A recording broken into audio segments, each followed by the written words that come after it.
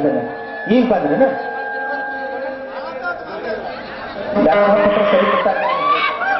ಅದೆಲ್ಲ ಇರ್ಲಿ. ಮೊದಲು ಧರ್ಮ ಮೊದಲು ಎಲ್ಲ ಸರಿ ಮಾಡಿರ್ತಾನೆ ಅಲ್ಲ ಎಲ್ಲಾ ಸರಿಪಡಿಸಿದ್ರಿಪ್ಪ. ಆದ್ರ ಆ ಮಾದೇವಪ್ಪದ ಬಾಕಿ ಉಳ್ದೈತ್ ನೋಡ್ರಿ.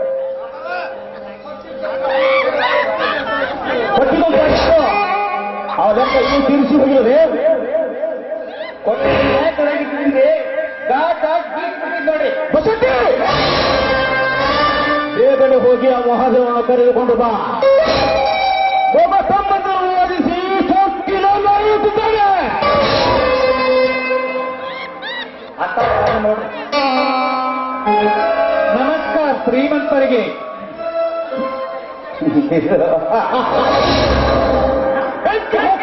ನಮಸ್ಕಾರಕ್ಕೆ ಶೇಖದ ಬೇಡ ಸೌಮ್ಯ ವ್ಯವಹಾರ ತೀರಿಸುತ್ತೇನೆ ಎಂದು ಹಣವಯ್ಯೋ ಇನ್ನು ಒಂದು ತೀರಿಸಲಲ್ಲ. ಈ ಸಾವಿರ ಗಂಟೆ ಹೊರ ತೆಗೆದುಕೊಂಡೇ ಪಟ್ಟು ಅಂತ ಕೆಟ್ಟ ಗುಣದ ಮನುಷ್ಯ ನಾನಲ್ಲ ಶ್ರೀಮಂತರೇ. ಏನೋ ನನ್ನ ಬಾರಿನಲ್ಲಿ ಅಡೆತಡೆಗಳು ಬಂದಿರಬಹುದು, ಅದಕ್ಕಾಗಿ ಸ್ವಲ್ಪ ಲೇಟ್ ಆಯ್ತು, ಕ್ಷಮಿಸಿಬಿಡಿ. ಈಗ ಎಲ್ಲರಿಗೂ ಕ್ಷಮಿಸಿ ನನ್ನ ಸೌಕರ್ಯಕ್ಕೆ ಕಡಿಮೆ ಮಾಡಿಕೊಳ್ಳುವಂತಾಯ್ತು ಅಲ್ಲ ನಿನ್ನ ಮಾತಿನರ್ಥ. ಮಾತು ಬೇಟುಗಳ ಸಾಲ ತೀರಿಸಿ ಹೋಗಿಬಿಡು. ಸಾವುಕಾರರೇ, ಈ ಬಡವನ ಬಡ್ಡಿ ಸಾಲದವರ ನಿಮ್ಮ ಜೊತೆ ಇಷ್ಟಕ್ಕೆ ಮುಗಿಸಿಬಿಡಿ. ನಿಮ್ಮ ಕಾಲಿಗೆ ಬೀಳುತ್ತೇನೆ. ಇನ್ನೂ ನನ್ನ ತಮ್ಮಂದಿರು ಓದುವವರಿದ್ದಾರೆ. ನಿಮ್ಮ ದಯದಿಂದ ಅವರನ್ನು ಶಾಲೆ ಕಲಿಸುತ್ತೇನೆ. ಮೂರ್ತಿಗಳಾದ ಸಾವೆ ಹೀಗೆ ಕರಳು ಕಿತ್ತುವಂತೆ ಮಾತನಾಡಿದರೆ ಅವರ ಓದು ನಡುನೀರಿನಲ್ಲಿ ಮುಳುಗಿ ಹೋದಂತೆ.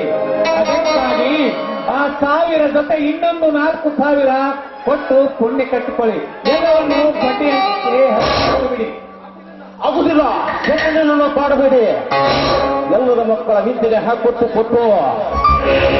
ನನ್ನ ಮಗನ ವಿದ್ಯೆ ಹಣವಿಲ್ಲದೆ ಮಧ್ಯ ನಿಂತು ಹೋಗಲಿ ಕತೆ.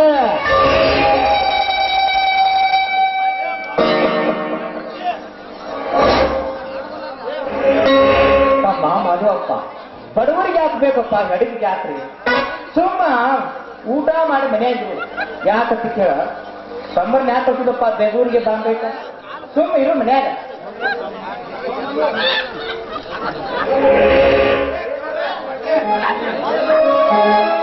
ಕುಮಾರ್ಸ್ತಾರೆ ಹಣ ಕೊಡುವವರೇ ಕೊಟ್ಟು ಕಳಿಸಿದ್ರಿ. ಇಲ್ಲದಿದ್ದರೆ ಇನ್ನೊಬ್ಬ ಮಕ್ಕಳಿಗೆ ಅಪಾದನೆ ಕೊಡಬೇಡಿ. ರಮೇಶ, ನಿನಗೇಕೆ ಬೇಕೋ ಈಗ ಹೊರ ವಿಷಯ. ಅಪ್ಪ, ನಿನಗೇಕೆ ಬೇಕು ಯಾವರ ವಿಷಯ ಅಂತ ಹಾಗೆ ಬೆದರಿಸ್ಬಿಡ್ತೀಯಲ್ಲ. ಬಡವರು ಬದುಕುವ ದಾರಿ ಸ್ವಲ್ಪ ತಿಳಿದುಕೊಂಡಿದ್ಯಾ ನೀನು? ನಿಜವಾದ ಶ್ರೀಮಂತರು ತನ್ನ ಮಕ್ಕಳು ಅಷ್ಟೇ, ಬಡವರ ಮಕ್ಕಳು ಅಷ್ಟೇ ಎಂದು ಭಾವಿಸುತ್ತಾರೆ.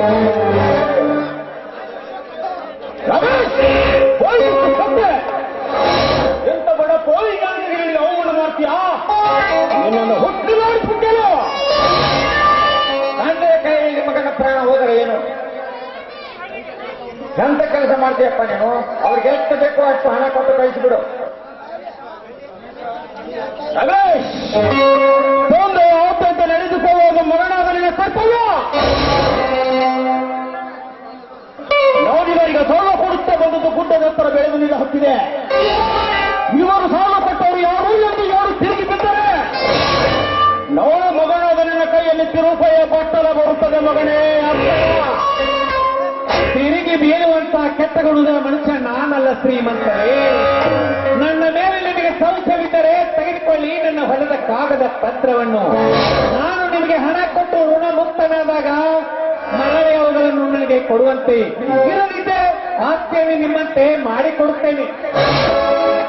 ಬಸಟ್ಟಿ, ಮಹಾದೇವ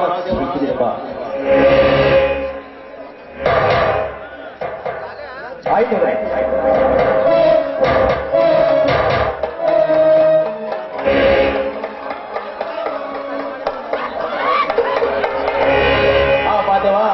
ತೆಗೆದುಕೋ ಹಣವನ್ನು. ಇಲ್ಲಿ ಸರಿಯಾಗಿ ಹೋಗು. ಆಯ್ತು ಶ್ರೀಮಂತರೇ, ಈ ನಿಮ್ಮ ಉಪಕಾರವನ್ನು ಈ ಜನ್ಮದಕ್ಕೂ ಮರೆಯುವುದಿಲ್ಲ. ಮಾಧವಣ್ಣ, ಶ್ರೀಮಂತರು ಕೇಳಿದಾಗ ಹಣ ಕೊಡ್ತಾರೆ, ಚಿಕ್ಕಾಗ ಹಣ ತೆಗೆದುಕೊಳ್ಳಬೇಡ. ನಿನ್ನ ತಮ್ಮಂದಿರಿಗೆ ಕಳಿಸಬೇಡ. ಕಳಿಸುವ ಮುನ್ನ ಸ್ವಲ್ಪ ಯೋಚನೆ ಮಾಡಿ ಕಳಿಸು.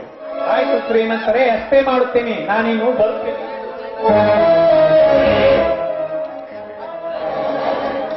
ಅಪ್ಪ, ಇವತ್ತು ನನ್ನ PUC ರಿಸಲ್ಟ್ ಇದೆ. ನಾನು ಅರ್ಜೆಂಟ್ ಆಗಿ ಧಾರವಾಡಕ್ಕೆ ಹೋಗಲೇಬೇಕಾಗಿದೆ.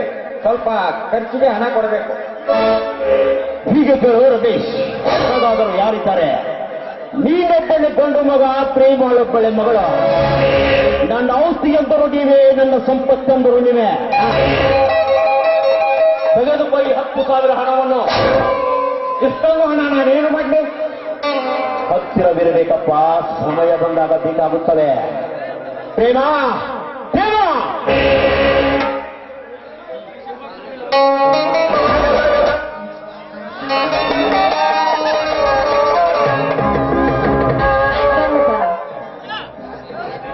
ನಿನ್ನೆಲ್ಲ ಧಾರವಾಡಕ್ಕೆ ತನ್ನ ರಿಸಲ್ಟ್ ನೋಡಲಿಕ್ಕೆ ಹೊರಟಿದ್ದಾನೆ.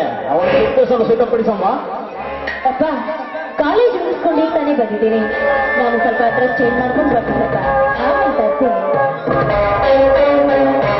ರಮೇಶ್, ಓದುವವರ ಜೊತೆ ಸೇರಿಂದಿರಲಿ. ಈ ಸಾವುಕಾರ ಸಿದ್ದಪ್ಪನ ಮಗನಿದ್ದರೆ ಕ್ಲಾಸ್ ಮಾಸ್ಟರ್ ಕೂಡ ಬಾಯ್ಬಿಟ್ಟಿಬೇಕು. ಆಯ್ತು. ಓದಿ ಓದುವ ಕೈಯಲ್ಲಿ ಕೌಶಲ್ಯದಿದ್ದವರು ತನ್ನ ಔಷಧಿಯನ್ನು ಬರಕೊಟ್ಟವರನ್ನು ಓದಿಸುತ್ತಿದ್ದಾನೆ. ಏನು ಅವರಿಗಿಂತ ಯಾವಾಗಲೂ ಒಂದಡಿ ಮುಂದಿರಬೇಕು. ಆಗಲಿ ಓದುವುದು ನಿನ್ನ ಕೆಲಸ, ಕೌನಿ ಮನುಷ್ಯನನ್ನಾಗಿ ಮಾಡುವುದು ನನ್ನ ಕೆಲಸ. ಆಯ್ತಪ್ಪ, ಆಯ್ತು. ಆ ಸರಸ್ವತಿ ಅಕ್ಕ ಸದಾ ನನ್ನ ಮೇಲಿದ್ದರೆ ನನಗೇನು ಹಣದ ಅವಶ್ಯಕತೆನೇ ಇಲ್ಲ. ದೊಡ್ಡ ಅಧಿಕಾರಿಯಾಗಿ ಬಂದು ನ್ಯಾಯ ಅನ್ಯಾಯವನ್ನು ಒಂದೋ ಪಾಯಿಯಲ್ಲಿ ಕೂಡಿ ನೋಡಿ ಕೂಗಿ ನೋಡಿ.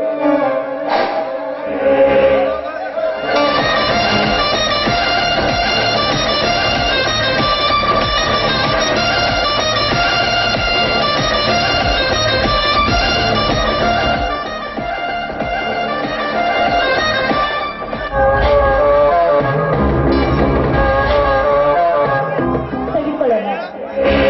ಯಾಕಮ್ಮ ಬರೋ ಮನೆಯಿಲ್ಲವೇ? ಅದು ಗೊತ್ತು, ಅವನಿಗೆ ಕೆಲಸಕ್ಕೆ ಬಂದಿರಂತ ಕಾಣುತ್ತದೆ.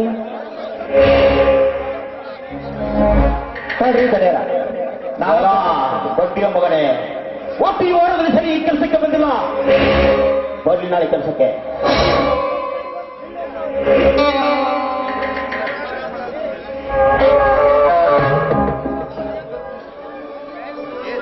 ಇರ್ಲಿ ಬೇಡಪ್ಪ, ನಾನೇ ತೆಗೆದುಕೊಂಡು ಹೋಗುತ್ತೇನೆ. ತಡಿ ನಾನೇ ತಗೊಂಡು ಬರ್ತೀನಿ.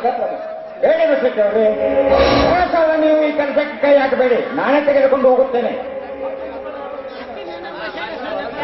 ಹೌದಿದೆ, 10 ಮಕ್ಕಳನ್ನು ಹೊಡೆಯುವುದಕ್ಕಿಂತ ಮುಚ್ಚಿನಂತ ಒಂದೇ ಒಂದು ಶಕ್ತಿ.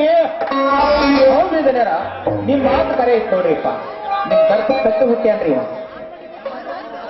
ಅವನ್ದಾಗ ಈ ಸೌಕಾರ ದಟ್ಟಿ ನಿಲ್ಲೋದಾರಿಲ್ಲ. ಈ ಸೊಪ್ಪು ಹಳ್ಳಿ ಒಳಗೆ ಏನ್ ದಾಲ್ ಏನ್ ತಟ್ಟಿರ್ಬೇಕಾದ್ರೆ ಇವನ್ನ ನೋಡ್ರಿ. ಇದನ್ಯಾರ ಬರೇ ಪುಗ್ಸೆ ಇಟ್ರಿ ಮಾತು ಗಪ್. ಗುಮಾಸ್ತ್ರೆ, ನಮ್ಮ ಮನೆ ವಿಷಯ ನಿಮಗೇಕೆ ಬೇಕು? ನಿಮ್ ಕೆಲಸ ಎಷ್ಟಿದೆಯೋ ಅಷ್ಟು ಮಾಡೋಕೆ ನಿಮಗೆ ಏನಾಗುತ್ತದೆ? ನಾನು ಗೆಳತಿ ಜೊತೆ ಸ್ವಲ್ಪ ಹೊರಗಡೆ ಸುತ್ತಾಡ್ಕೊಂಡು ಬರ್ತೀನಿ. ನಾನು ಹೋಗಿ ಬರ್ತೀನಪ್ಪ.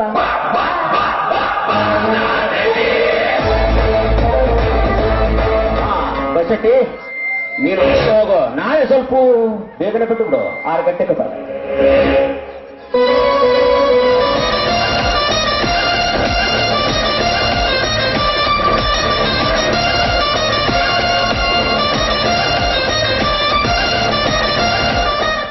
ಬಸಟ್ಟಿ ನುಡಿದವ ನೀನು ನಿಜವಾದ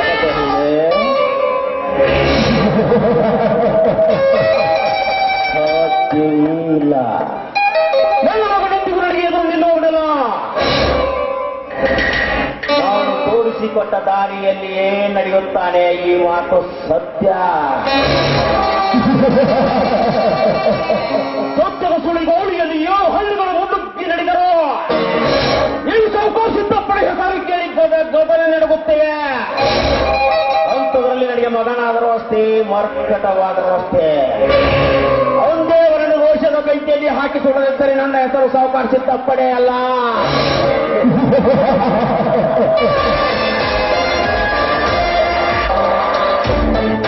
और जीने के लिए मैं महात्मा गांधी नहीं, मारने के लिए तो घोर से नहीं।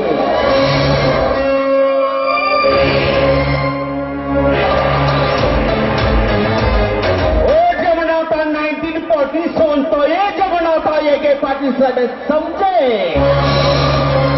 ಹೋಗ್ತಾ ಹೋಗ್ತಾ ಇದ್ದು ಜೀವನ ಬರ್ತಾ ಬರ್ತಾ ಇರೋದು ಮರಣ.